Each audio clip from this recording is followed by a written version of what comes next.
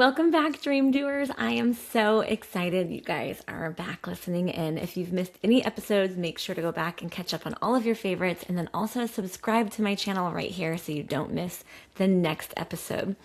You know, I've been noticing something in my own life lately, and I know I'm not the only one. There are days where I know exactly what needs to get done, and I still don't want to do any of it. Not because I don't care, and not because I've suddenly become irresponsible, but because I'm tired, distracted, emotionally spent, or just mentally not in it. And those days can do a number on you if you don't know how to handle them, because it's not just the tasks sitting there untouched that create the problem.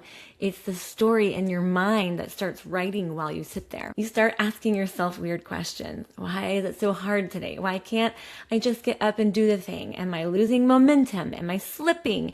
Am I just not disciplined as I thought I was? Is something wrong with me? And then the actual task becomes this giant dramatic thing in your head. And when really it was just one email or one call or one invoice, one decision, one follow-up, one social post, the task was manageable, but the story around the task made it feel like a boulder. I think that's the part people don't say out loud enough.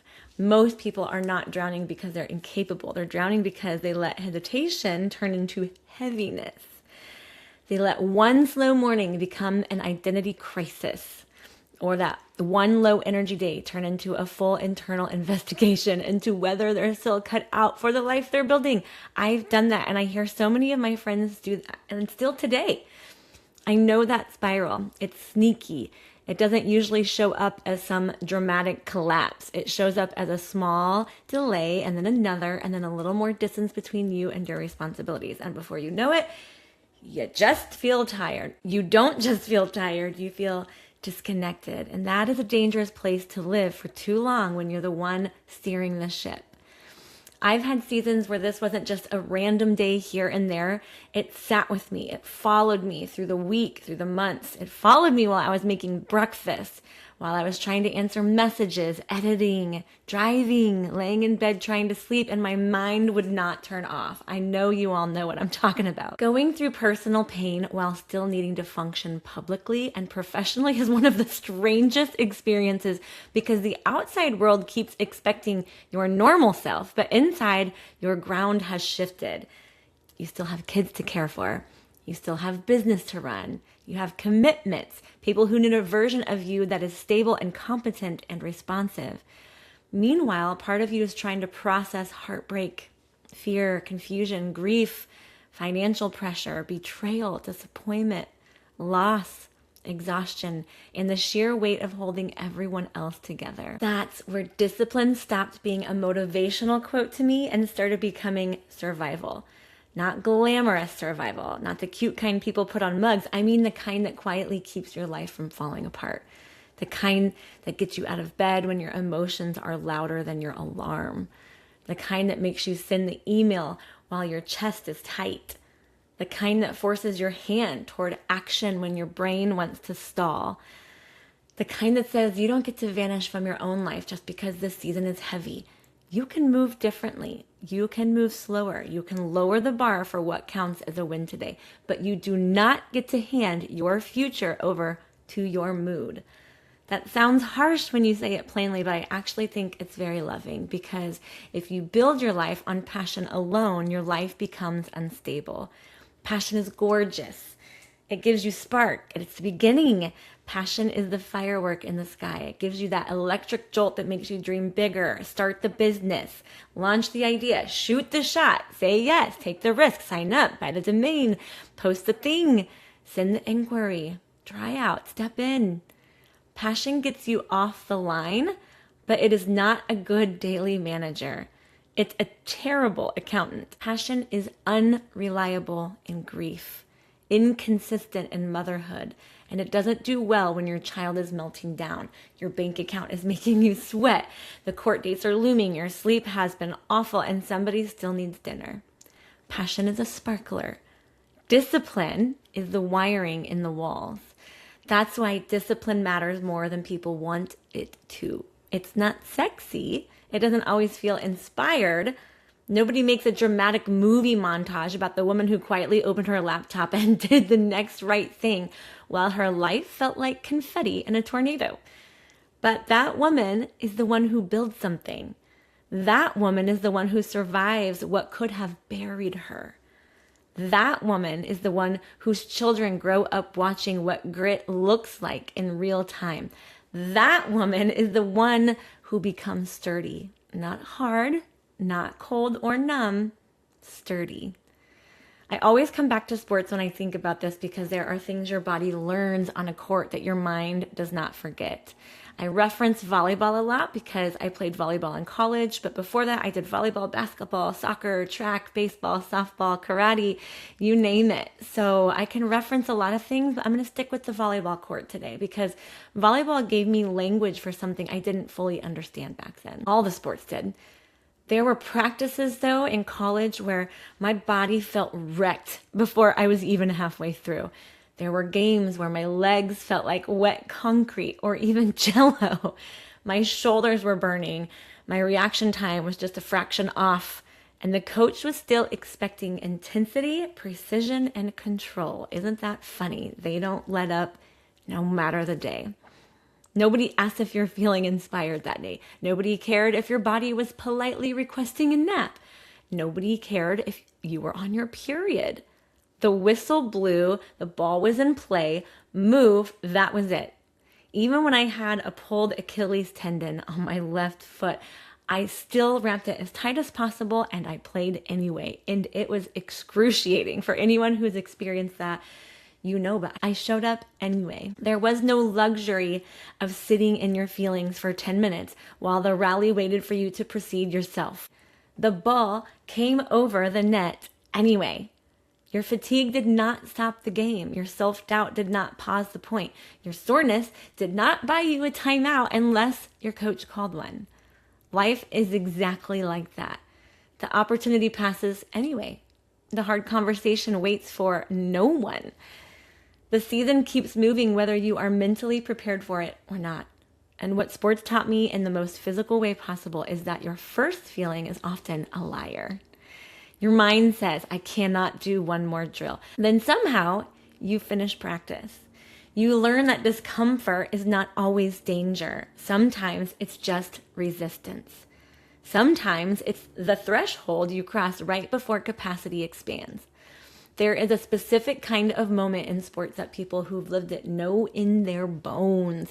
It's that split second after a long rally, after multiple jumps, after a scramble, after your lungs are screaming and you realize the play is somehow still alive and you are not your sharpest or your strongest. Everything is telling you that you went out of that moment and then the ball is coming at you again. In that tiny slice of time, you don't become powerful because you feel powerful. You become powerful because you move anyway. You dive, you jump, you call the ball, you stay in it. That is discipline. It's not always pretty. Half the time it looks like a messy save, not a perfect kill, but the rally stays alive because somebody refused to let the point die. That is such a good picture of what happens in business and in life. Most people think success belongs to the person with the cleanest performance. But I don't think that's true. A lot of times success belongs to the person who knows how to keep the rally alive, the one who refuses to let one bad week become a dead dream, the one who can be tired, bruised emotionally, stretched financially, disappointed personally, and still say, okay, maybe this isn't my prettiest season, but I'm not letting that point hit the floor. That's what separates people, not talent alone, not passion alone or vision alone, but endurance. And endurance has a flavor to it. It tastes like doing normal things under abnormal pressure. That is one of the best definitions I know. Endurance is not always climbing Everest with inspiring music swelling in the background. Sometimes it's answering a client with professionalism while your personal life is on fire. Sometimes it's packing up orders when you've been crying in the bathroom, or smiling at your children and making sure their world still feels safe when your own nervous system is fried. Sometimes it's going to work after a loss, or taking the photo, recording the episode, showing up to the event, paying the bill, making the call, filing the paperwork, cooking the dinner, and doing all of it while part of you is carrying something heavy and invisible. That's why this topic matters so much to me, because I think a lot of women, especially mothers, especially business owners, especially women carrying homes, finances, and children, are quietly living in conditions that require elite levels of discipline and still calling themselves bad at consistency because they had an off week or an off season. No, you're carrying an Olympic amount of emotional weight and still functioning. The issue is not that you're weak. The issue is that nobody taught you how to build systems for the season you're actually in. No one taught you how to honor the fact that motivation is fragile, but discipline can be built. Nobody taught you that consistency does not mean high output every day. It means returning, reconnecting, and refusing to abandon your own life. I think about the years where I had to build business systems because I had to, not because it was cute or trendy, like some productivity phase. I had to make my business stable enough to hold my family because I was not living in a world where I could afford to wing it. When you have multiple mouths to feed, children watching, bills rolling in, and no soft landing waiting for you, discipline becomes deeply practical. You stop romanticizing chaos pretty quickly. You stop acting like disorganization is part of the creative process. You stop pretending your overwhelm is special. And you start asking, what in my life is leaking time, leaking energy, leaking money and peace? What keeps breaking because I'm relying on my memory, my emotion, and last minute effort instead of structure? You get real fast. That's part of why I made the time and structure audit. Shameless plug-in right here, because I know what it's like to feel like your time is slipping through your fingers while you're busy all day. That kind of busy is so rude. It steals your whole day and leaves nothing behind beautifully. You've been moving, responding, doing, surviving, but at the end of it, you still feel behind. That's not always a discipline problem. Sometimes it's a visibility problem.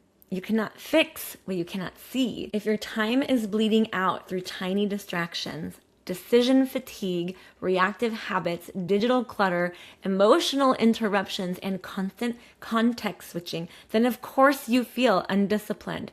You're trying to run a race with your shoelaces tied together. And that's another thing nobody says enough. A lack of motivation is often a symptom, not a root problem. Sometimes what looks like inconsistency is actually exhaustion. Sometimes what looks like a discipline issue is actually a system issue. Or what looks like I just can't get my life together is really I have never built a life that supports the version of me who is carrying this much. That is a very different conversation. It's less accusatory and much more useful. When I think about people like Mel Robbins, which we all love, what stands out to me is not just her advice. It's where her advice came from. She created something simple because she needed simple. She needed a bridge between paralysis and action. And if you've been around me for any length of time, you hear me say often, procrastination equals paralysis. And that matters because complicated solutions are useless in heavy seasons. When your mind is packed full of stress, the last thing you need is a 12-step routine involving color-coded tabs, 12 supplements, and a sunrise ice bath. You need one thing that helps you move, just one. That is what makes her approach land. It respects the reality of resistance. It doesn't shame you for having it. It just gives you a way to interrupt it. Jasmine Star is another example I love because she didn't wait until she looked perfect on paper to move. She built while learning. She refined while visible. She grew while still becoming. That matters because perfectionism is one of the most socially acceptable forms of procrastination. It looks responsible. It sounds thoughtful. It feels safe, but it is usually just fear in a blazer. Discipline is often the willingness to be in motion before you feel polished. My mom used to always say, if you wait to be ready for anything, to have kids, to start a business. You'll never be ready. To let your growth happen in public is key. To learn by doing instead of fantasizing about the day you'll finally be ready. Then there's Oprah, who people love to view as this iconic end result, this finished cathedral of success, without sitting long enough in the reality that none of that was built in easy weather. Her life and her career include deep hardship, rejection, misalignment, rebuilding, and reinvention. And what fascinates me about people at that level is not that they had passion. Lots of people have passion. What they had was staying power. They stayed. They kept showing up, kept refining. They kept creating, kept going through awkward seasons, painful seasons, misunderstood seasons, rejected seasons, underpaid seasons, underestimated seasons. That's the part people like to skip right on over because it doesn't photograph as nicely as the crown itself. So let's get painfully practical, because this is where people need help. What do you do when you have lost someone? What do you do when death cracks open your life and business still needs to run? What do you do when you are the one holding the keys and your emotional capacity has been punched flat? You stop asking yourself to be your best self, because that woman is not the assignment right now. You become your most faithful self. There is a difference. Your best self sounds shiny. Your faithful self sounds grounded. Faithful says, I may not be brilliant today, but I will remain present. I may not have a 10 out of 10 in me, but I can still take the next right step. I may not be able to build aggressively this week, but I can maintain what keeps this alive. And that is huge. The next right step, not the next 10, not the whole quarter, not your 5-year vision, the next right step. Grief hates giant plans. Trauma hates giant plans. Exhaustion hates giant plans. The next right step is merciful. Drink water. Put your feet on the floor. In fact, get outside and put your feet in the dirt and the grass. There's something scientific to that. Answer the most important message. Move the invoice. Make the appointment. Show up to the commitment. Feed the kids. Go outside for 10 minutes. You build your way back to yourself through a trail of honest, small obedience, not through one dramatic comeback speech. I have had to learn this over and over. There have been days where I sat down to work and everything in me wanted to disappear for a while.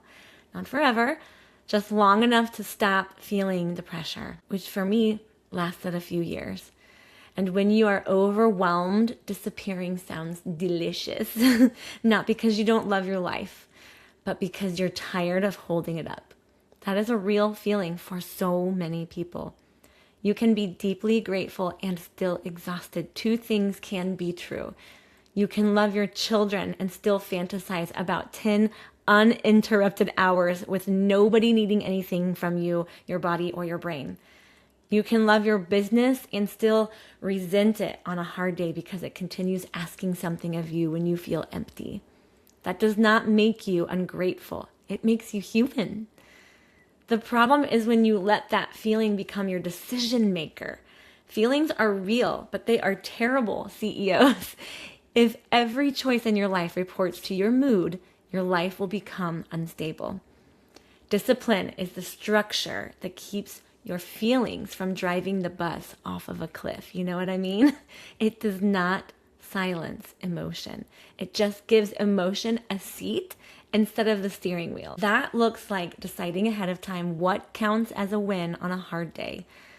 This is one of the most important things I can say.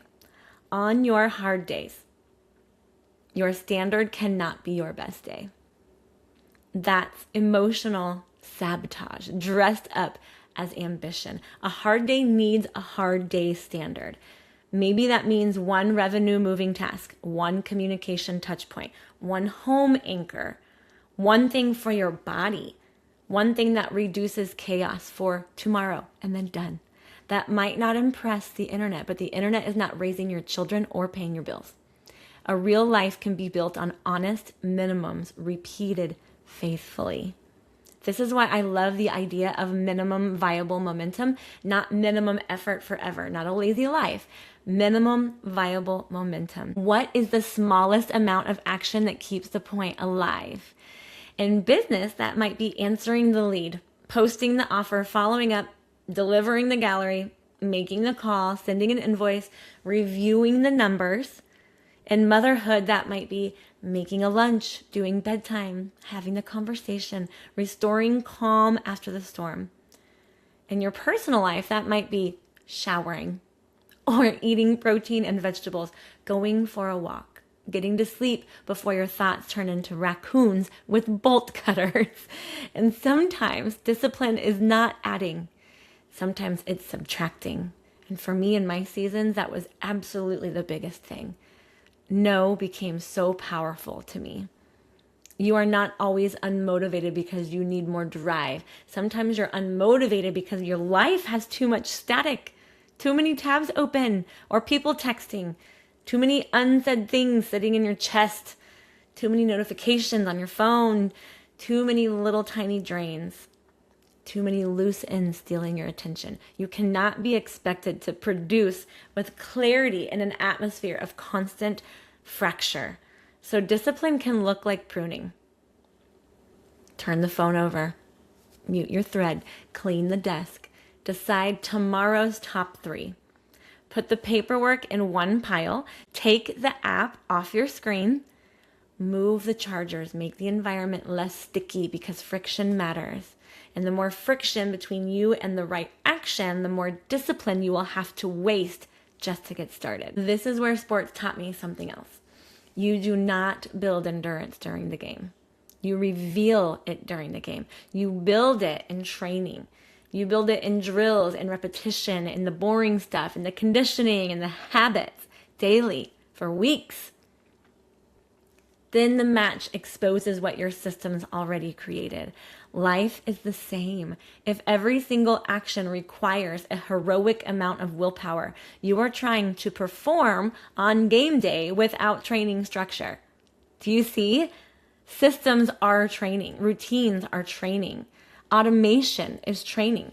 Meal prep, scheduled tasks, templates, saved responses, recurring reminders, dedicated work blocks, batching, cleaning rituals, bedtime routines, all of that is training. It doesn't feel dramatic. It feels ordinary, some of those daily things, but ordinary is what saves you in hard seasons. I had to learn this the hard way. There were seasons where I could not afford my business to depend on how I felt.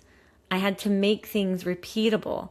I had to make it so that when I was low, the rails were still there. People think systems kill creativity, but bad systems do. Good systems protect it. Good systems free up your brain for the work only you can do. They keep the machine from demanding your soul every single day. They reduce redeciding. They hold the scaffolding while you do the human work, the work that you want to be doing. And if you are the only one running your business, hear me on this. You cannot treat everything as equally urgent. This is one of the fastest ways to fry your brain and call it productivity. Your business has a heartbeat. Learn what that is. Usually it comes down to communication, visibility, delivery, and money flow. If those are alive, the business is breathing. Everything else matters less than you think it does on a hard day. Your logo can wait. The perfect caption can wait.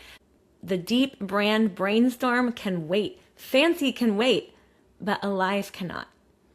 That may sound unromantic, but it's powerful because once you know what actually keeps the business alive, you stop panicking when you do not have capacity for everything. And that was me. I used to always think, well, I have to make this post. Well, I have to send this. I have to do this. I have to and really nobody was noticing anyways, most of the time. I stopped acting like every unfinished task was a sign of failure because it isn't. It is often just evidence that you are in a season that requires triage. And triage is not weakness. Triage is wisdom. The emergency room does not start with paper cuts when someone can't breathe. Neither should you. This also applies to motherhood. You do not need to be Pinterest on a hard day. You do not need a handcrafted memory every afternoon. Sometimes being a disciplined mother looks like choosing emotional steadiness over aesthetic excellence. It looks like making sure the house feels safe, fed, and held even if it doesn't look magazine ready. It looks like regulating yourself enough to not let your entire day get hijacked by one child's mood. It looks like saying no to what would create more chaos later. It looks like consistency in tone and limits in love in return. That is discipline too. And you all, I faulted myself so much. I was Miss Team Spirit in school. I just did everything. I was a part of everything, and I love core memories, and I love creating moments. And when I became a parent, that's when so much of my life was just pulling me down, and I felt like a failure as a mom because I couldn't show up the way that I always dreamed. And you can tell that still affects me, but I had to understand that perfectionism again is something I had to let go. I needed today to ensure my kids felt safe, loved, seen, heard, and that doesn't come with a lot of the shiny, glamorous things. And that's okay. I think one of the deepest misunderstandings around discipline is that people imagine it has to feel forceful all the time. But some of the strongest discipline is quiet. It has almost no drama in it. It sounds like, here is the plan for tonight. Here's what I'm doing next. Here is what matters this morning. Here is what can wait. Here is what counts. It's not always aggressive. Sometimes it's simply clear. And clarity is wildly underrated. A lot of people do not need more hustle. They need less fog. Can I get a hallelujah? That's another reason I made the free time and structure audit, which I shamelessly plugged in earlier, but only because I made it for this exact problem. Sometimes you are not failing because you lack grit. Sometimes you cannot see where your life is leaking. You are giving your best energy to nonsense and your leftovers to what matters, and then feeling guilty when the important things aren't growing. The audit is there to help you actually spot the holes in the bucket, because once you see where your time, attention, and energy are going, you can start taking your life back in practical ways instead of just shaming yourself for not trying harder. And you guys, this is where my life changed dramatically. Thank God this happened. Literally, thank God. Before so much of the trauma in my life, I actually sat down about 10 to 15 years ago, and I had a notepad every day, and I kept track of where my time was going, and I figured out where most of my attention was, and I figured out where I wanted my attention to be. And I was able to set up a lot of these systems that I talk about in this free audit and in this mini course that gets your life back on track so that your time is going where you want it to be going in your personal and your business life. I talk a lot about the 8-8-8 theory and how it's possible to have 8 hours of work, 8 hours of rest, and 8 hours of hobbies and personal time. And when you think about it like that, you're thinking, where does all of my time go? Well, that is what this free audit is for. So make sure, I'll put it in the show notes, go download it so that you can start now, because once you start paying attention to that, that's when you can make real change and start implementing disciplinary action system structures to get your systems on the back end set up so that you can breathe again. And that is where everything changed for me. That is why I was able to endure and make it through such hard seasons, because I had a system already built for me. And if you feel like you're in the middle of that, it's not too late. You can still set things up, and I walk you through it and how to simplify it. So make sure to download that and reach out to me if you have any questions. You can also leave comments right here on YouTube or on any of my podcast links. Discipline is not the absence of emotion. If you lost someone, if you're grieving, if your marriage blew apart, if your body is carrying stress, if your children are going through something, if your finances feel tight, you don't need to become a robot. You are allowed to ache. You are allowed to cry and to have bad days. Discipline is not numbness. Discipline is choosing not to let the pain author your entire future. It is saying, I can be honest about how hard this is without giving up my agency inside of it. And let me tell you, this is much easier said than done. I understand. I have known what it is like to keep going while holding things I did not ask for. To look around and think, this is not the chapter I've chosen. This is not the life I built, but it is the chapter I am responsible for living. That is the hard truth. There are seasons where your choices create the mess, and then there are seasons where life just handed you one. Either way, you still have to live inside of the chapter. And discipline is what keeps that chapter from becoming your whole damn book. Here is another sports truth that life confirms over and over.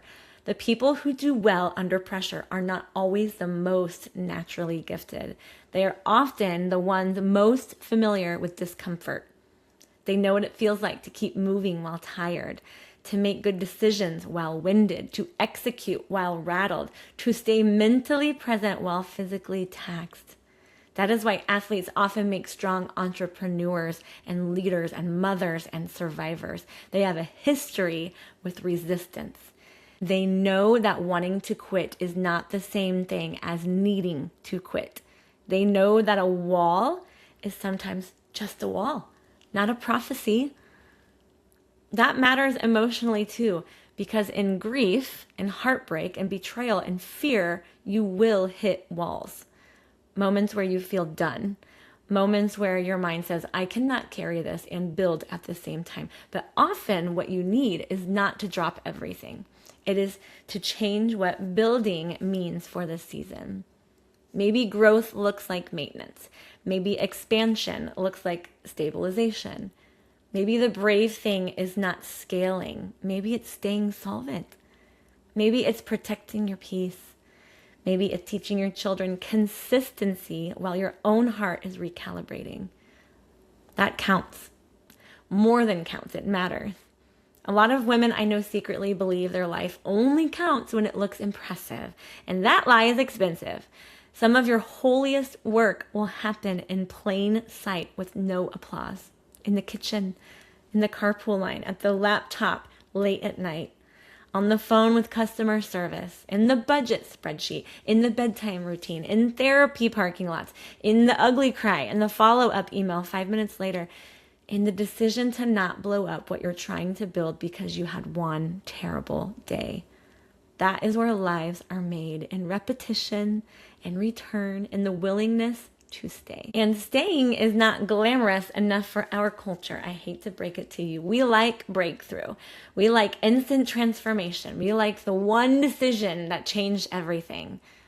Real life usually changes through 1,000 small decisions that nobody else sees. The one decision to wake up again, or the one decision to not ignore the lead, the one decision to make the hard phone call, or to apologize to your child after you snapped. The one decision to clean up the workspace before bed so tomorrow has less friction. The one decision to stop saying yes to things that keep stealing from what matters. Or the decision to go to sleep instead of numbing out on your phone for 3 hours because you are too tired to have boundaries. Those are not sexy decisions. They are empire decisions. And yes, let's talk about the phone for a second, because this thing can eat your discipline alive and then act innocent. You sit down for work. I'm guilty of this, and this is one of my biggest pet peeves, and I have been so guilty of this lately. But you sit down for work, you open your phone for one quick thing, and suddenly your attention has been pickpocketed.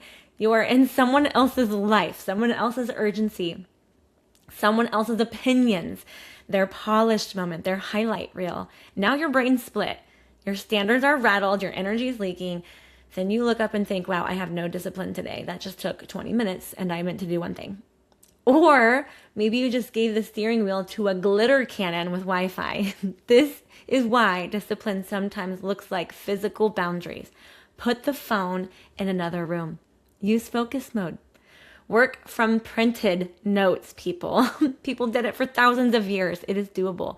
Delete your apps from your home screen. Create some distance between you and the vortex. Discipline also looks like recovery. This one matters so much because you are not going to nail every day. You are going to fall off, and you're going to have a messy week or a messy month, and you're going to avoid things. You're going to procrastinate something important and then get mad at yourself. Fine, you're still human. The real question is, how quickly can you recover without turning one miss into a whole identity? Athletes know this too. You miss a serve, you cannot marry the miss. You move to the next point. You do not write a wedding vow to the mistake and then spend 20 rallies replaying it. You reset immediately. That's discipline. The faster your recovery, the less damage your off day gets to do. This is one of the biggest reasons people stay stuck. They do not just fail to show up. They then spend an entire extra day or week shaming themselves for not showing up. Now the original problem has a sequel. If you lost one day, do not donate 3 more to guilt. Re-enter quickly. One action, one clean move back in, reset the room, open the laptop, send the email, make the plan, go. You do not need a spiritual ceremony to start again. You need willingness. I also think discipline has a spiritual layer for a lot of us that we do not always name. There's something sacred about staying faithful in the unseen, about doing the next right thing when you do not have immediate evidence. It matters. The kind of discipline is not just grit, it is trust. It is trust that your effort matters before the harvest shows up. It is trust that a slow season is not a dead one. It is trust that God can multiply your obedience in ways you cannot yet measure.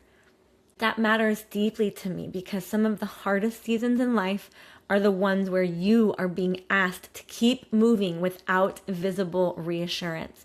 And I know what it's like to hold stressful things for years. Digital things, legal things, financial things, emotional things, things that live in your phone and in your chest that take up quiet space, even when you are technically doing fine. Sometimes discipline looks like finally deleting, organizing, cleaning, facing, or dealing with what has been stealing psychic real estate for so long. The clutter is not always in your closet. Sometimes it's in your tabs, your screenshots, your messages, your unresolved loops that you feel like you're out of, but it's still taking up real estate. Clearing that is not shallow.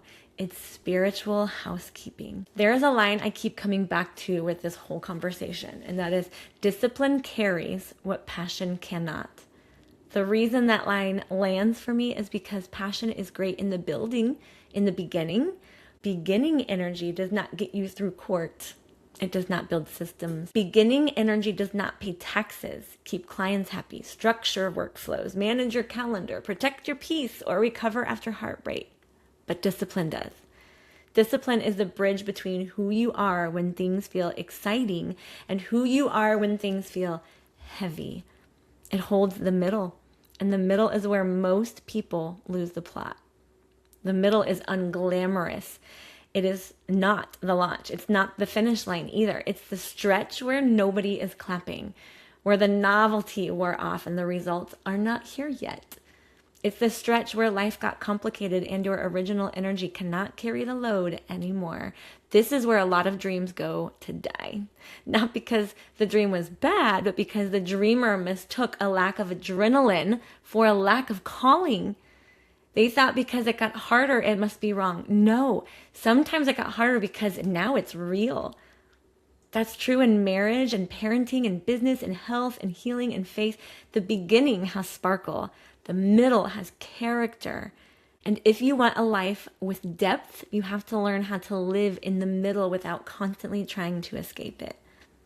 So how do you actually do that? You get brutally honest about what supports your best functioning and what sabotages it.